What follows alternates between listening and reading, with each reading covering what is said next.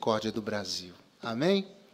Estou vendo ali um pessoal ali de Jiquié, na Bahia.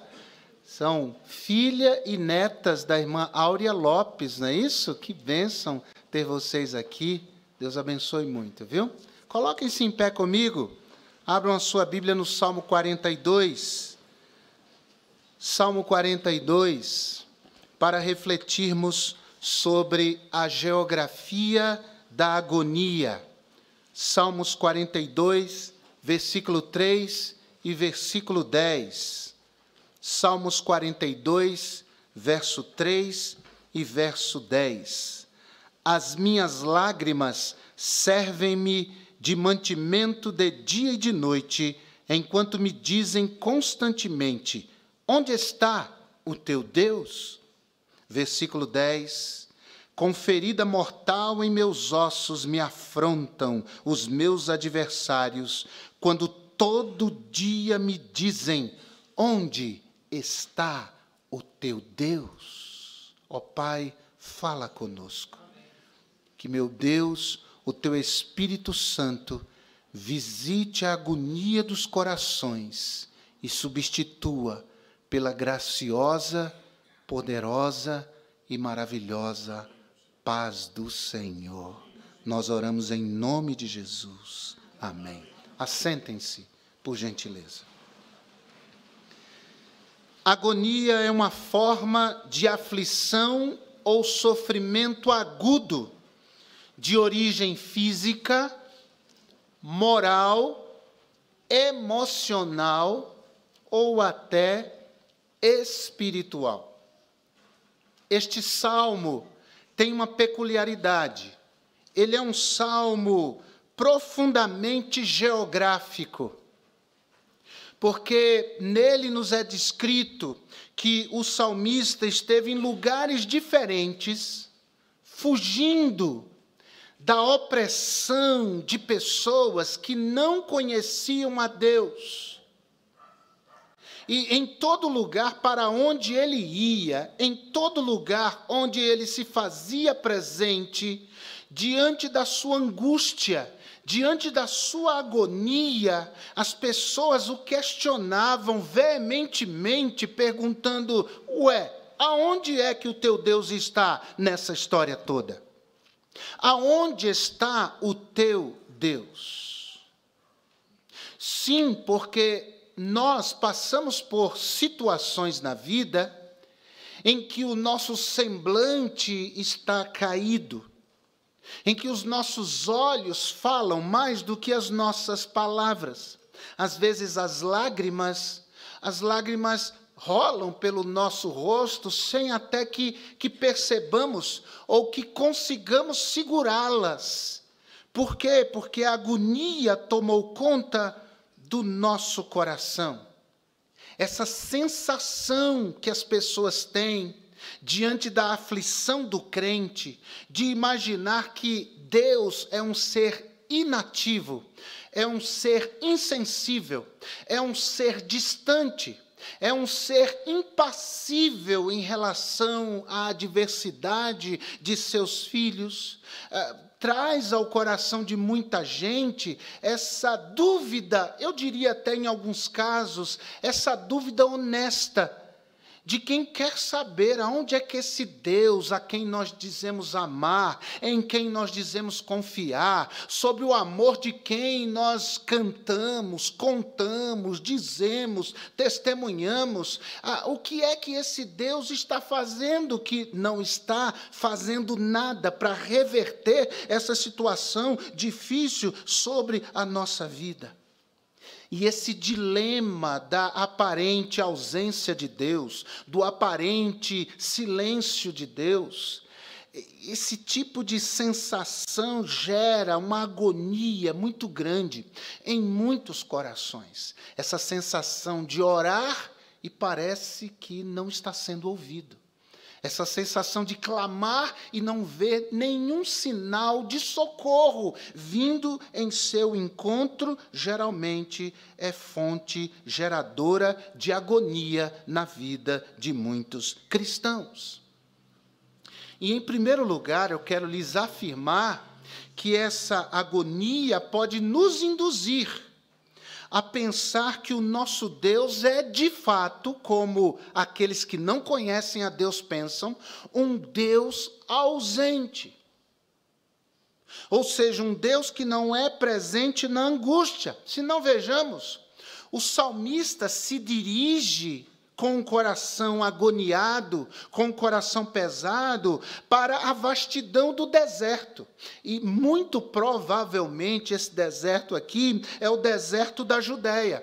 Versículo 1, a palavra de Deus diz: assim como o servo brama pelas correntes das águas, assim suspira a minha alma por ti, ó Deus. Verso 2, a minha alma tem sede de Deus, do Deus vivo. Quando entrarei e me apresentarei ante a face do Senhor. Então ele estava com sede, mas não sede de água. Ele estava com sede de Deus. Ele fala do cervo, ele fala desse animal que habitava os desertos e que suspirava ansiosamente por água.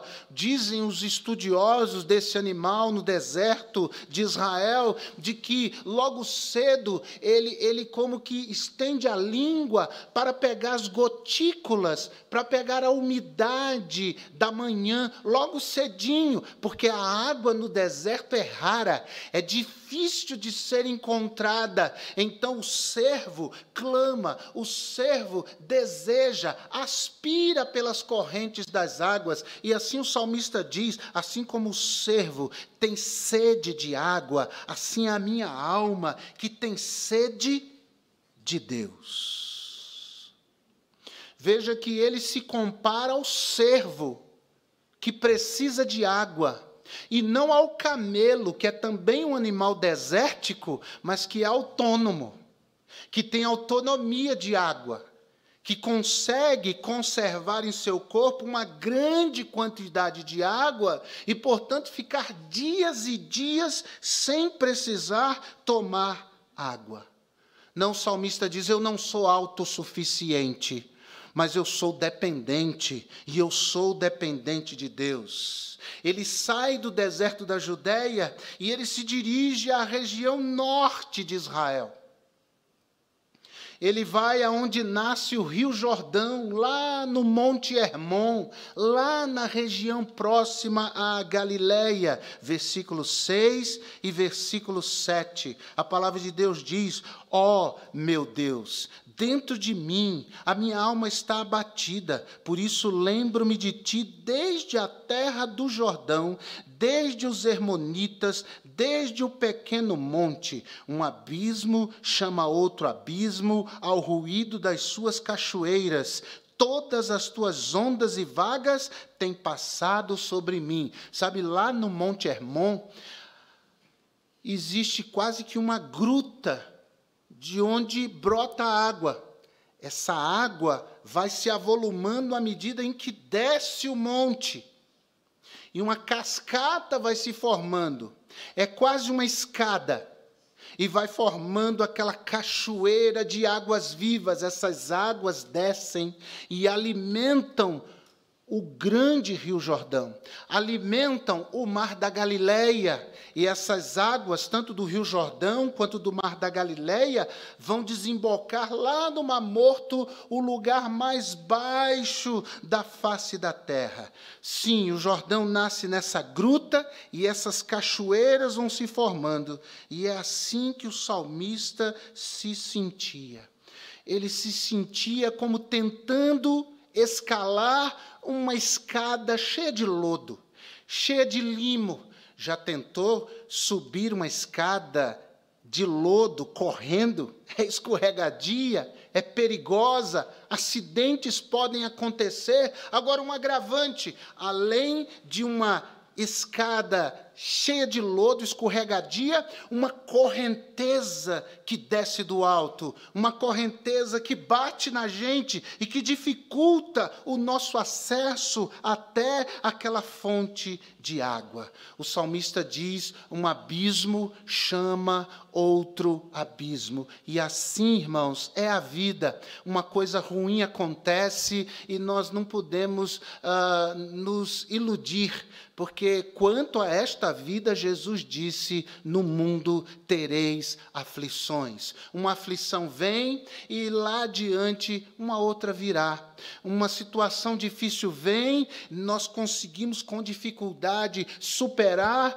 mas uma outra virá em outro momento, cedo ou tarde. Nós devíamos aprender isso, aliás. Não é vivermos de uma maneira negativa, esperando sempre o pior, mas é a certeza de que nessa vida nós não teremos descanso. Podemos ter períodos de refrigério, mas essa vida é de intensa dificuldade, ela é feita de abismos que são subsequentes a outros abismos que virão. E é assim que esse salmista se sentia no seu lado espiritual, como se Deus parecesse inalcançável. Eu estou tentando, mas não há resposta. Eu estou tentando, mas não alcanço. Quando é que eu me verei diante da face desse Deus?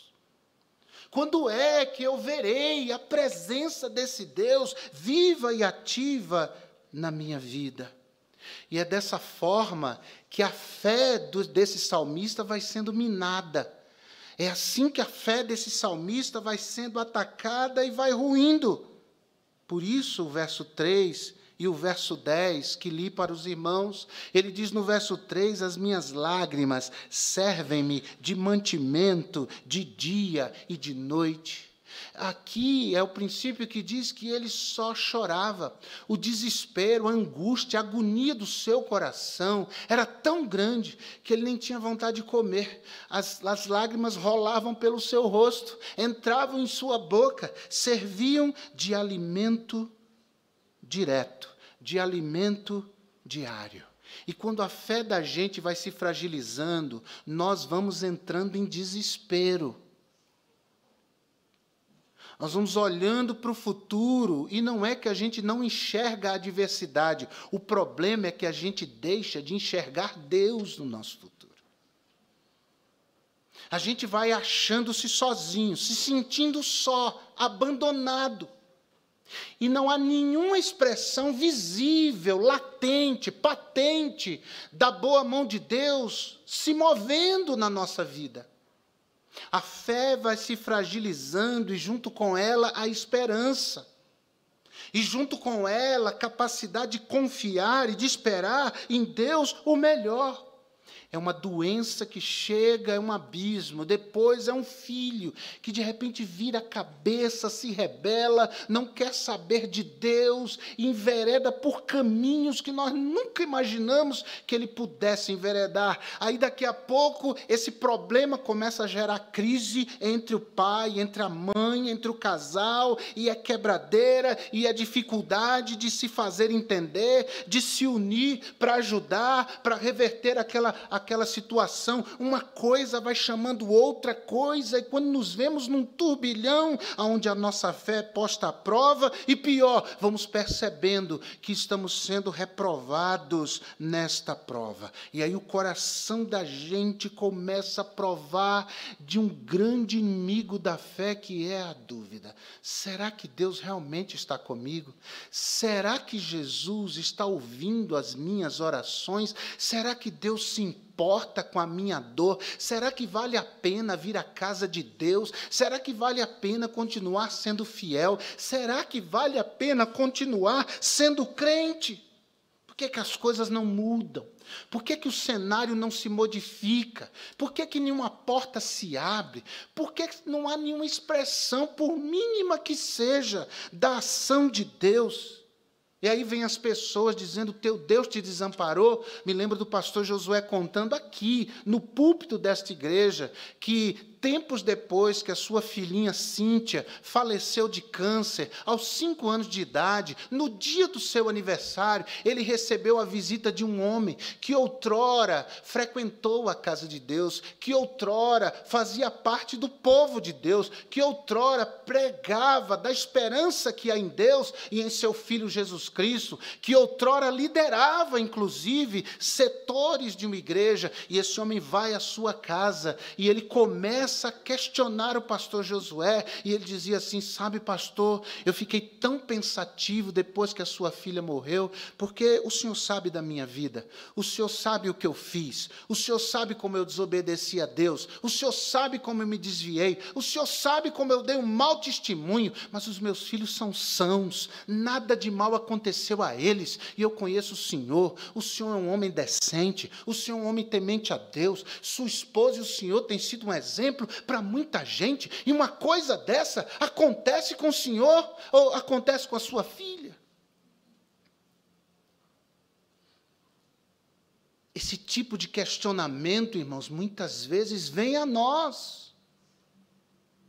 Mas eu nem sou crente, na minha vida está dando tudo certo. Isso é o que a pessoa pensa, e ela diz.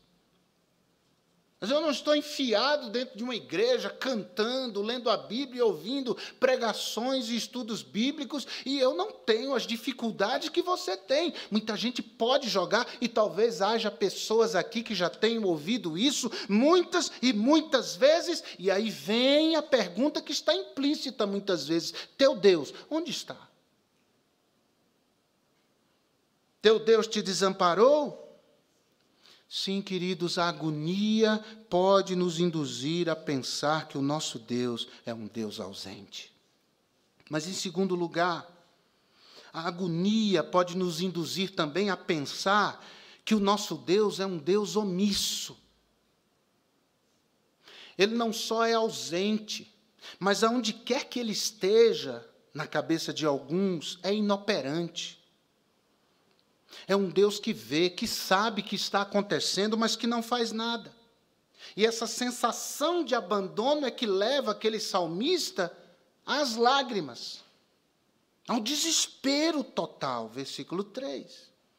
Ele começa a se alimentar de pranto de dia e de noite. Mas isso também quer dizer que ele se vicia na lamentação. Ele vai se viciando no lamento, na murmuração, no desespero, e esse tipo de coisa é uma coisa que, se nós não vigiarmos, nós deixamos entrar no coração da gente e fazer morada perene. Nós temos que ter uma vacina, e essa vacina, irmão, chama-se fé. É quando alguém diz: mas essa situação acontecendo com você, aí você tem que dar uma resposta de fé, muito mais para você do que para os outros. E você diz: sim, isso está acontecendo comigo, mas Deus está comigo. Isso é uma vacina, é uma resposta de fé. Mas eu sei em quem eu tenho crido. Nosso pastor, com a sua esposa, diante do médico, no dia em que o médico deu o diagnóstico da Cíntia, da filhinha. Eu estou dizendo isso porque é de conhecimento público, e ele contou isso tantas vezes. Quando o médico disse: sua filha está com câncer e é grave a situação dela, o pastor pegou na mão da irmã Sinira, olhou dentro dos olhos do médico e disse: Deus é o nosso refúgio e fortaleza, socorro bem presente na angústia. E ele sempre tinha isso. Logo depois de uma expressão, de uma notícia, ou de reproduzir algo difícil que aconteceu, logo ele tinha essa vacina. Ele dizia: mas Deus por cima está. Mas Deus sabe todas as coisas. Mas Deus está no controle de tudo. Vamos continuar orando, vamos continuar confiando, vamos para frente. Quantas vezes? A sensação de abandono, ou do abandono de Deus, da inoperância de Deus, da omissão de Deus, o levou a desistir do louvor a Deus, No verso 4, ele diz: quando me lembro disto, dentro de mim derramo a minha alma, pois eu havia ido com a multidão, fui com eles à casa de Deus, com voz de alegria e louvor, com a multidão que festejava. Ou seja, aquele salmista reconheceu que era difícil louvar a Deus racionalmente, quando o coração está cheio de agonia. É difícil vir à casa de Deus. É difícil cantar confiantemente a grandeza de Deus, quando o nosso coração pensa sobre a sua omissão, sobre a sua pretensa ausência, quando as pessoas nos questionam em relação à sua bondade. E você há de convir comigo que há dias que nós chegamos à casa de Deus com o coração sangrando, com o coração doendo, com um coração chorando, lamentando.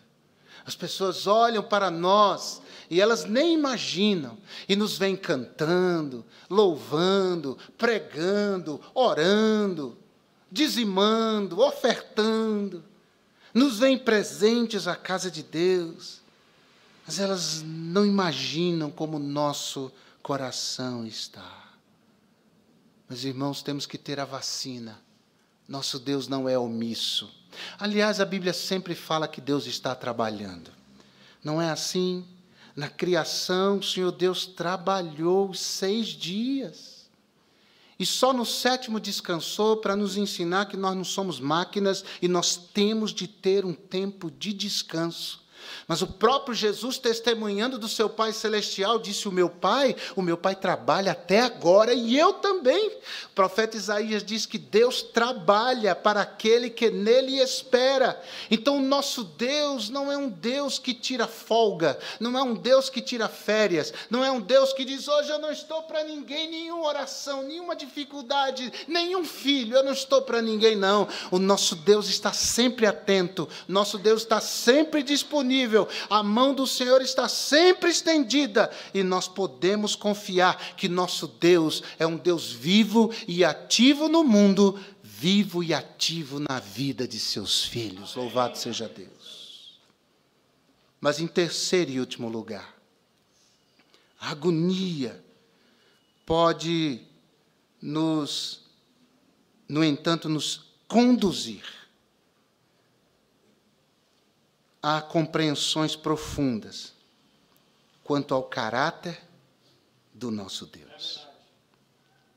Como é que o salmista saiu desse ciclo de lágrimas? Como é que ele saiu desse turbilhão de agonia? Em primeiro lugar, ele confrontou a sua alma com o seu espírito. Versículo 11, ele diz: por que estás abatido, ó minha alma? E por que te perturbas dentro em mim? Espere em Deus, pois ainda o louvarei, o qual é a salvação da minha face e o meu Deus. Notou a vacina? Notou? Como ele logo tem uma palavra para parar aqueles mecanismos de destruição que vieram de fora para dentro, vieram do questionamento dos que não conheciam a Deus, dizendo: onde está o teu Deus? Onde está o teu Deus? Aquilo foi oprimindo, aquilo foi entristecendo, aquilo foi murchando a confiança do salmista, mas ele para de repente e diz: espera aí, por que você está abatido? Por que você está perturbado? Espere em Deus. A isso os gregos chamavam de solilóquio.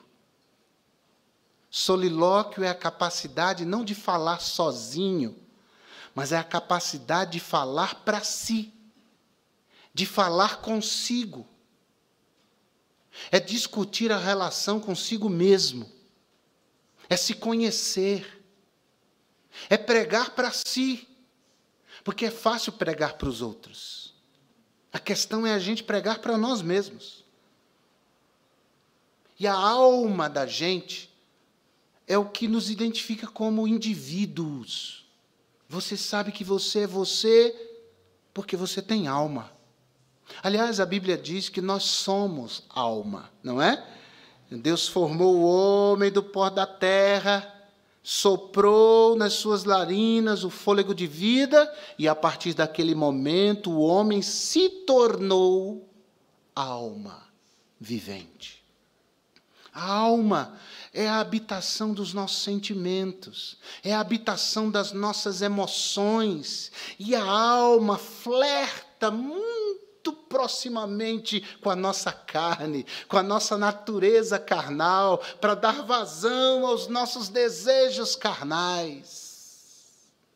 A alma se abate com facilidade, a alma se entristece. Jesus lá no Getsêmani, chorando sangue, suando sangue, antes da sua prisão, ele disse para os seus discípulos: a minha alma está triste até a morte.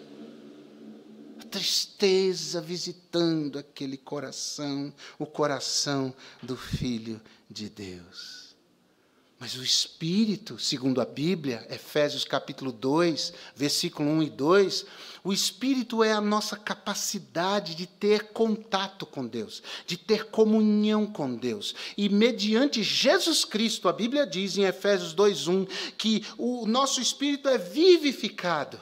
É como se não houvesse ligação entre nós e Deus. Aí a gente procura a resposta em nós mesmos. Procuramos resposta em alguma filosofia humana. Procuramos resposta em alguma religiosidade humana. Porque nós temos espírito e nós estamos querendo ter contato com Deus, mas religião nenhuma pode nos fazer ter contato com Deus, filosofia humana nenhuma pode nos fazer ter contato com Deus, nem nós por nós mesmos podemos ter contato com Deus, se não for por Jesus Cristo. Ele disse: eu sou o caminho, verdade e vida, ninguém vem ao Pai, senão por mim, Jesus Cristo. O apóstolo Paulo sobre ele testificou, dizendo que ele é o pontífice, é ele que nos liga a Deus, ele é o mediador entre Deus e os homens, é o Senhor Jesus, nosso amado e querido Salvador. Quando nós entregamos nossa vida a Ele, a Bíblia diz que essa distância não existe mais, nós somos religados com Deus, espiritualmente passamos a ter comunhão direta e restrita com esse Deus, e começamos a receber de Deus os conteúdos abençoadores, fortalecedores, mediante a ação do Espírito Santo em nossa vida. Aquilo que antes não fazia sentido para nós, depois que entregamos a vida a Jesus e somos vivificados espiritualmente, passando a ter paz, passando a ter comunhão, passando a ter vida, relacionamento com Deus, então nós começamos a entender, nossos olhos são abertos, começamos a viver no ambiente da fé, no ambiente dos milagres, no ambiente de coisas impossíveis que são possíveis, passamos a viver uma nova vida, passamos a viver, como mesmo Paulo diz, em novidade de vida. O nosso espírito vivificado começa a falar a nossa alma entristecida, a nossa alma abatida, a nossa alma quebrada, destruída. E começa a dizer: por que você está assim? Porque você está sentindo dor? Porque você está enfermo? Porque o teu casamento acabou? Porque você foi mandado embora do emprego? Você está sentindo assim por causa desse diagnóstico que o médico deu? Não fique assim não, espere em Deus, porque você ainda vai louvar a Ele, porque Ele vai estender a mão, a Ele meu auxílio e Deus meu. Amém. Oh, meus amados. Esse é o exercício que nós temos de fazer. Devemos pregar para nós mesmos. E quantas vezes eu vou falando textos da Bíblia, versículos da Bíblia, eu preciso dizer isso para mim, falar para mim, animar a mim, com a palavra de Deus. O lado saudável, vivificado, começou a questionar e a condenar o lado enfermo do salmista. E ele deixou de questionar a Deus, ele deixou de questionar os ímpios, ele passou a questionar a si mesmo. Espere em Deus. Por que você está assim? Por que você anda assim? Por que a sua vida está assim? Não tem que estar assim. Não precisa estar assim. Esse é o exercício que o pródigo fez. Lá no meio dos porcos, a Bíblia diz, ele caiu em si. O que ele estava fazendo para cair em si? Solilóquio, ele estava falando consigo mesmo. Quantos trabalhadores de meu pai têm abundância de comida e eu aqui nessa situação? Eu aqui morrendo de fome. Mas, em segundo e último lugar, para vencer essa agonia, esse salmista reafirmou uma fé segura de si em Deus. Ele diz, espera em Deus, pois ainda o louvarei. Isso é uma declaração de absoluta fé em Deus. Não é fé na fé. Não é fé na fé, está amarrado. Isso é fé em fé. Fé na fé. Isso não tem nada a ver com Deus. Aliás, tem gente amarrando demônios na igreja e em casa o demônio está solto. A coisa está feia lá. Bobagem. Isso é fé na fé. As coisas mudam quando nós colocamos de maneira irrestrita a nossa fé em Deus. Espera em Deus, espera em Deus, espera em Deus. Em Deus há um socorro que não falha. Espera em Deus há um auxílio que é eficaz. Espera em Deus, espera em Deus. Não importa se alguém perguntar, onde está o teu Deus? Olha o que aconteceu à tua vida, olha o que aconteceu à tua casa, olha o que aconteceu à tua vida financeira, olha o que está acontecendo com a tua saúde, olha o que está acontecendo com a tua família, olha o que está acontecendo com você. Nada disso. Nós não ouvimos essas questões, nós não nos guiamos por vista, nós confiamos no Senhor. São os olhos da fé que precisam ser abertos e dizer, confie em Deus, espere em Deus, porque ainda você vai louvar a Deus por conta disso. Então encharque a sua alma agoniada, preocupada, abatida, ansiosa, com essa esperança que não falha, essa esperança que não morre. É isso que nos faz permanecer de pé, irmãos. E é isso que nos faz continuar, prosseguir, a despeito de qualquer coisa. E nós não somos melhores do que ninguém nessa vida. E nós estamos expostos às mesmas adversidades. Mas não esqueça, nós temos Jesus. Nós temos Jesus, Ele está conosco. Então, renove a sua fé e as suas forças, a sua confiança no Senhor, porque você ainda vai louvá-lo. A Ele, teu auxílio e o teu Deus. Você podia orar comigo agora. Você podia falar com o Senhor agora. Em nome de Jesus. Há uma geografia da agonia na sua vida, você está andando para lá e para cá, sem rumo, sem saber qual é a rota certa, sem saber qual é a saída, você não sabe o que fazer, as pessoas estão questionando a sua fé, questionando sua vida com Deus, questionando seu Deus, eu não sei. Mas esqueça tudo e todos. Olhe para você agora, em nome de Jesus, e questione-se honestamente, dizendo, por que você está assim? Por que a sua vida está assim? Por que seu coração está assim? Espere em Deus, porque você ainda vai louvá-lo pelo auxílio que Ele vai dispensar à sua vida. Nós temos crentes aqui que ouviram a voz de Deus e que precisam honestamente de oração. Se você é essa pessoa, faça um sinal. Eu preciso de oração. Amém, amém, amém, amém, amém. Graças a Deus.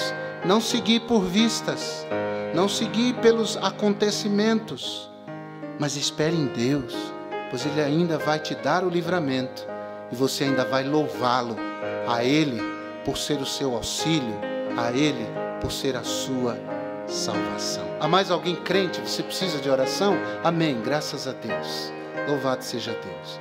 Eu não sei se há alguém aqui que ainda não é crente nesse Jesus, ainda não entregou a vida a esse Jesus, mas você ouviu a palavra de Deus e você está se dispondo a crer em Jesus como seu Senhor e como seu Salvador, então faça o sinal. Eu não sou crente não, mas hoje à noite eu quero entregar a minha vida a esse Deus poderoso para perdão dos meus pecados e certeza da vida eterna. Há alguém assim? Faça o sinal.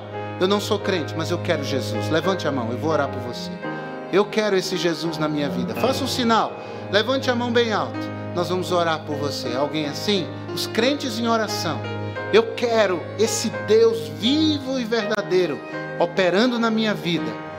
Quero entregar a minha vida a Jesus. Há alguém assim? Há alguém assim? Se é o seu caso agora, pela internet, você está assistindo essa transmissão, deixe-nos saber. Escreva para nós. Nós vamos orar por você. Escreva aí: eu entrego minha vida a Jesus como meu Salvador. E nós vamos orar por você. A você crente em Jesus, Deus falou com você, escreva aí: eu estou renovando a minha fé em Deus. Eu estou renovando a minha confiança em Jesus. Escreva aí, que nós vamos também orar por você. Se você levantou a mão ou não, e você precisa de oração, nós vamos cantar um hino agora. E você vai ter a oportunidade de chegar até aqui à frente, porque nós queremos orar por você junto com o povo de Deus, a esse Deus Todo-Poderoso. Enquanto cantamos,